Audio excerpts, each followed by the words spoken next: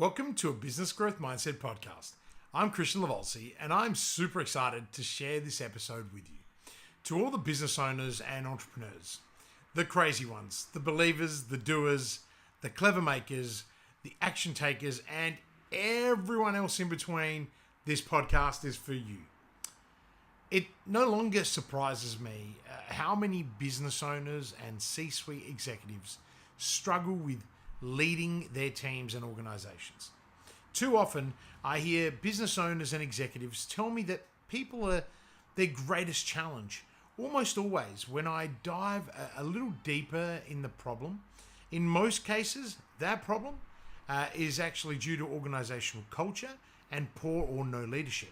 So today I want to focus on the nature of leadership, and I plan to cover everything from responsibility, success, and growth to the key leadership traits required, as well as self-knowledge. So stay tuned and listen up, because if you have a team of one or many, this will apply to you, and I am confident you will enjoy this episode. What is the nature of leadership? What does it really actually stand for? Well, a leader can be defined as someone who people follow voluntarily. In my eyes, that's the true essence of leadership. Leadership is very much a process of inspiring others, not just to work hard, but to accomplish the vision and goals of the organization, group, or cause, and the vision and purpose of the leader. It is also a process of influencing others, and influence is about changing not only behavior, but also thinking and ideas. Again, this influence is used to achieve certain goals. There are 5 primary sources of power that leaders use to influence others. The first is legitimate power, which is the leader's position within an organization. The second is rewarding power, where incentives are used. Then there is coercive power, which is fear-based. Then there is the expert power, which is founded on your skills and experience. And finally, referent power, which comes from the trust and respect others have for you. Now, there are also a whole bunch of leadership styles, from autocratic through to laissez-faire. Now, there tends to be a view that taking an autocratic approach is great because you are the sole decision maker, so you can take control of everything. Now, the belief is also that being laissez-faire is really ineffective because you take such a hands-off approach. This is not the whole truth in either case. So, with power traits and leadership styles, you need to know how to shift through all of the different approaches. Yeah, you're not looking to be one type of leader. You're looking for fluidity, right? And how do you shift through the different sources of power and leadership styles? By being aware of what they are and how they work. There is a direct correlation between the extent of your awareness and the quality of your leadership. As every Marvel fan knows, with great power comes great responsibility. This means it is important to choose the sources of power and the leadership styles that suit you, your organization, and the people that you're employing. This is because good leadership must be responsible leadership. Dictators can be powerful leaders. They may be followed voluntarily, but one of their main sources of power is their willingness to use coercive influence to ensure those who do not follow voluntarily comply with their vision and purpose. The really important part about responsible leadership is the use of non-coercive influence to shape a group, an organization, or a set of individuals. This works not only to motivate their behavior, but also to define the culture. For this reason, the ability to move through the different sources of power and leadership styles is crucial. The key is knowing when and how to use them. Companies that have great leaders have higher morale and lower staff turnover. These 2 factors make an enormous contribution to the success of a business because they show that you've got your culture right. Now, in 2016, Gallup employees, they did an engagement meta-analysis, showed that businesses in the top quartile are 75% more productive and 70% fewer safety issues. Now, you can't take a one-size-fits-all approach to getting your culture right, though. The way you lead always needs to be in an informed manner, but also by the environment. And so small businesses employing 2 people, then the way you cycle through those power sources and leadership styles is likely to be very different to the approach taken by the head of a large corporation or a C-suite. Now, there are a number of reasons for this. Now, the most important of which is that the small business owner is probably a manager and a leader at the same time. And fundamentally, to understanding leadership is recognizing the distinction between these 2 roles. Both leaders and managers provide direction, but where leaders create an environment for change, managers maintain order. Now, when you're leading from the front, change can be, part of your culture. This is because where managers train, leaders teach. Effective leadership means your people become accustomed to change. They become resilient and they become quick to adapt. Furthermore, eventually they begin to innovate. Their ideas flourish, and this is central to the notion of well-being. The well-being of your people feeds back into having your culture right, and having your culture right feeds back into the success of your organization. Now, great leadership is about not being complacent. It is about wanting to move forward. The desire to learn and grow is central to generating that forward momentum. Growth is fundamental to leadership. People often question me about why I continue studying. Their belief is that I don't need it. The reason I keep on looking for new opportunities to learn is that I want to keep growing, even in areas where I could be considered highly skilled. I'm looking for something that I didn't know.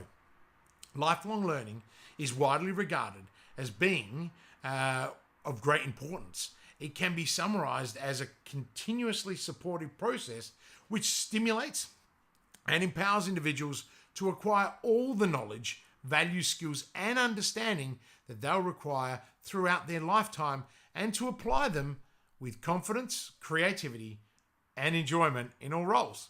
Now, circumstances and environment also play a part in that. So when studying for my MBA, I found something unique and learnt something amazing in almost every subject, even in the subjects that I hadn't believed would be useful, because I knew through practice rather than theory how to make them work for me.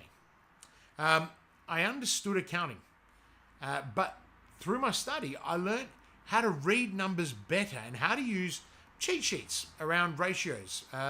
In managerial finance, I learnt heaps. Even though I'd previously worked in that sector, I gained a greater depth of familiarity with the language.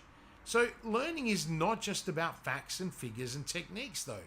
I also learnt a new level of self-confidence and self-belief as a result of the lead professors using my work through their research and through their papers that they were publishing.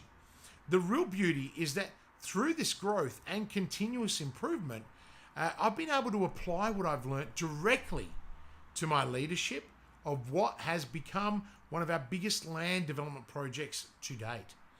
Great leadership isn't only about your own growth. It's also about demonstrating how others can grow.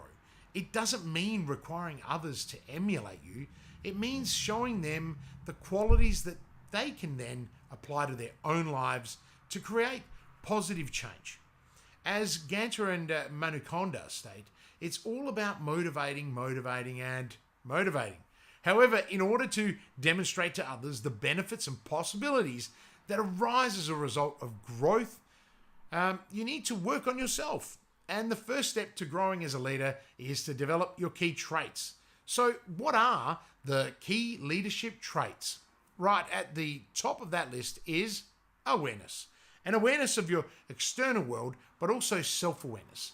If you lack self-awareness, then you won't be able to recognize which traits you naturally possess and can develop independently, and which traits you struggle with and require external help to master.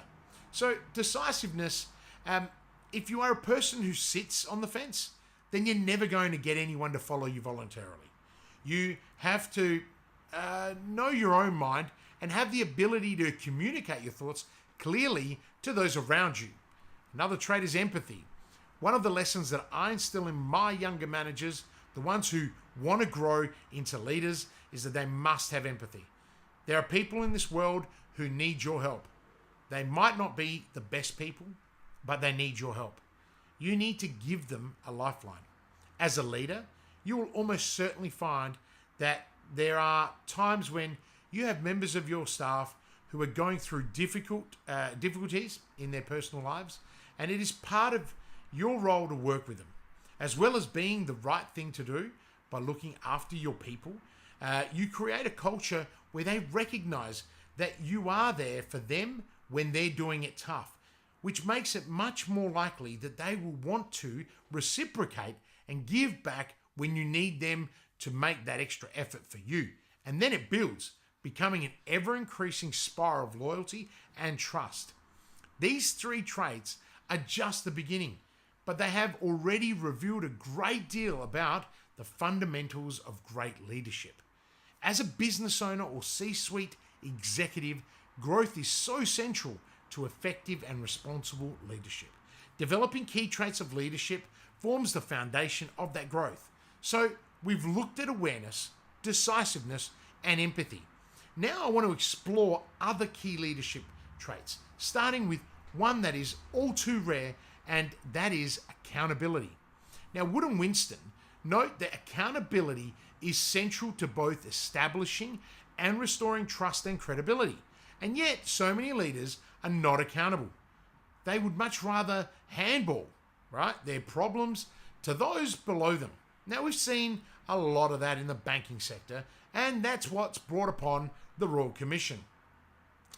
One key trait that impacts everyone at one point or another is confidence. In terms of leadership, if you lack confidence, then you need to go and source help. It's not a weakness, it happens. Leaders are people, and pretty much everyone goes through periods where their confidence takes a hit. However, when you are not confident, it is much harder to exhibit all the other traits that are required to lead effectively. One of the first things to take a dive when confidence is low is optimism. And I used to be a crazy ass optimist, which is not to say that I have lost confidence or become a pessimist. It simply means that when you take a lot of punches and become more resilient, you realize that optimism is not what people believe it to be. In my view, optimism means having the foresight to know that things can change positively. It isn't a false optimism where you're constantly high-fiving and talking about how the law of the universe is rocking in your favor. Those are just words. Genuine optimism is working out how to help the universe help you with the knowledge that things can change. Another trait is honesty. I've met so many people who are just totally full of shit. Your people need to know that for them to follow you, you need to follow through on your promises and your commitments. The greatest challenge as leaders, though, is not always in relation to being honest with others. It can often be a question of being honest with yourself, which means looking in the mirror and taking ownership of your failings. This comes back to accountability.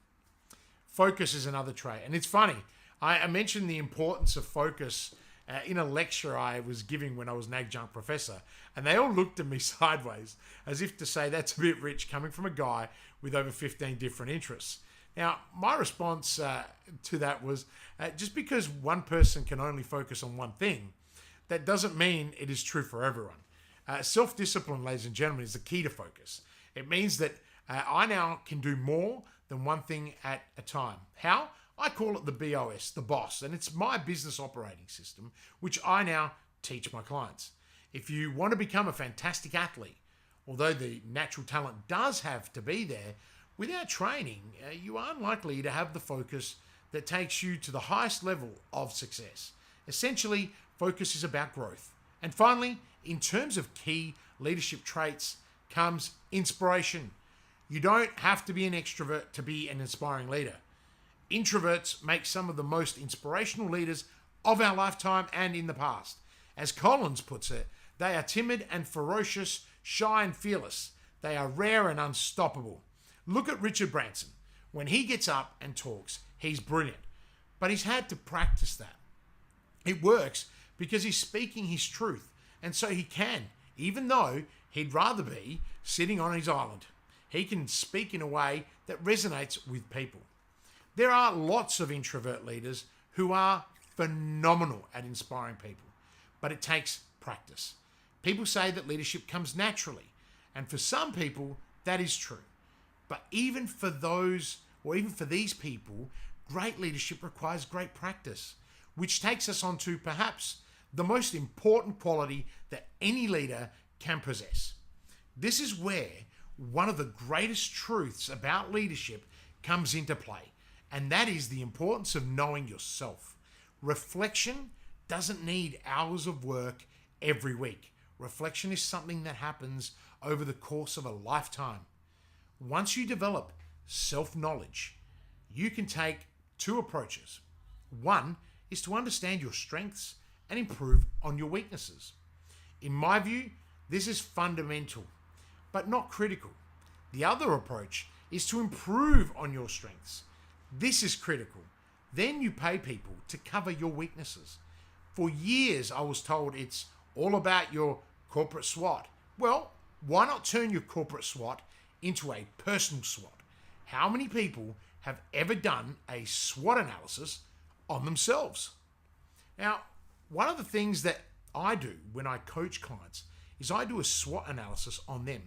So they will go through their strengths and their weaknesses and their opportunities and threats. And there will be loads of strengths and very few weaknesses and tons of opportunities and often zero threats. Now, why? Well, it's not because they're perfect. It's because they're not reflective and they don't have the depth of self-knowledge required. There's nothing wrong with acknowledging you're a fuck up in certain areas. Once you're acutely aware that you suck at certain things, you can employ people to do those things for you. If you are terrible at organizing your calendar, then get a PA. You'll make your money back tenfold because you'll be held to task. People may say that it's easy to hand out this advice when you can afford it. I couldn't always afford it. I made it happen because I have a vision, I have a goal, and I know where I'm going. Leaders need to think a bit like a chess master and scientist.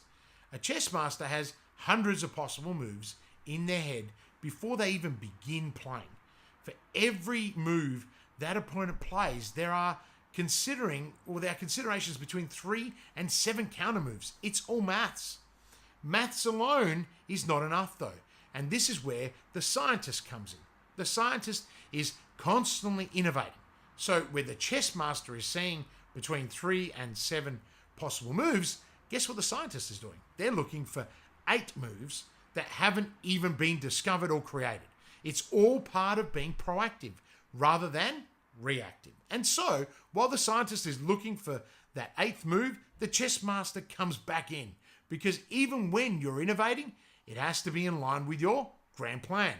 To lead effectively, you need to have a plan and you need to stick to the plan. Sometimes people tell me that I stick to the plan to the point where, well, it's going nowhere. That is because they don't know the plan. In order for your plan to be effective, you need to make a long-term commitment. You can't be impatient. For me, that was a big weakness. When you have a long-term plan, whether that plan is 12, 24, or 36 months, then it brings you clarity. And even if people don't know the plan, they will see the clarity. You don't need to impress anyone. You can keep quiet about what you're doing, right? You keep quiet with it. But however, as much as you need to have a plan, you need to be open to new experiences. Innovation needs to drive you. And so the scientist comes back in. Work out what you can do better. It's about continuous improvement. Now, by developing your key leadership traits and understanding the different sources of power and leadership styles, you can become a great leader. This is true even if leadership doesn't come naturally to you. To be a great leader, you don't have to be the life of the party. Introverts and extroverts can both be successful. You just need to find the path to success that matches your personality. And this is why you need reflection, self-knowledge, and growth. 95% of successful entrepreneurs and leaders invest in themselves through coaching and education. To be a great leader, you need to invest in yourself. You can't be a dropout when it comes to you. As Edison said, many of life's failures are people who didn't realize how close they were to success when they gave up. When you're looking for a coach or a mentor, you've got to find someone you want to be like. Find the people who will help you grow. If you're looking to be better, then pick someone to help you who is already better. They don't have to be better at everything. They just have to have a high level of skill in the area that you're looking to develop. If money is a worry, shift the focus to what you're going to get out of it. You don't need to have a coach for a year. Sometimes you only need a coach for 6 to 8 sessions. Just enough to change your attitude and, more importantly, your mindset. You've got to take the approach that you're going to be okay. And the way to be okay is to keep learning and growing.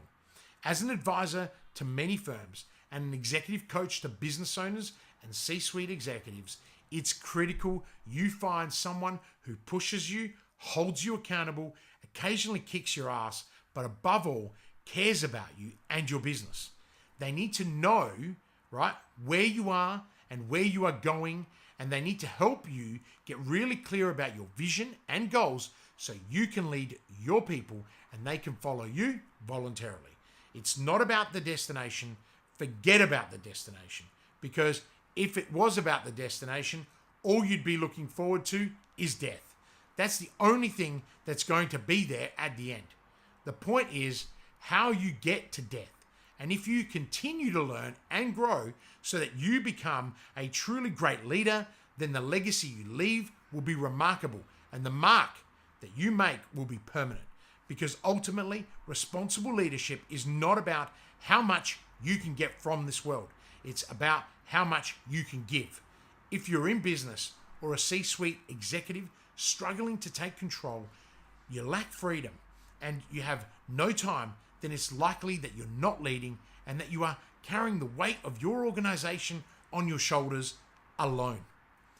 It doesn't have to be like this. In fact, just by listening to today's podcast, I promise you that if you dive a little deeper, you will begin to uncover a few unknown, unspoken problems and opportunities in your leadership approach.